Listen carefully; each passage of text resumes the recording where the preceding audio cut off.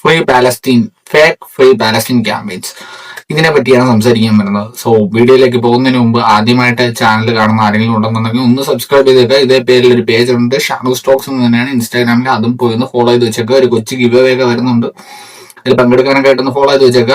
അപ്പൊ നമുക്ക് വീഡിയോയിലേക്ക് പോകാം. Let's get entertained. So fake free Palestine campaigns #tags videos.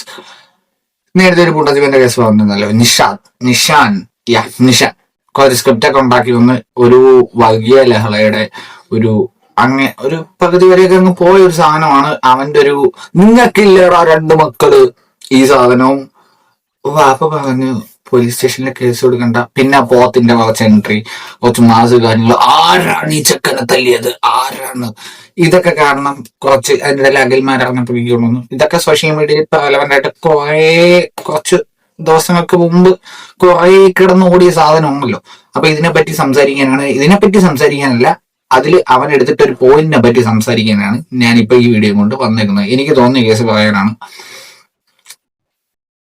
അപ്പൊ തുടങ്ങാം.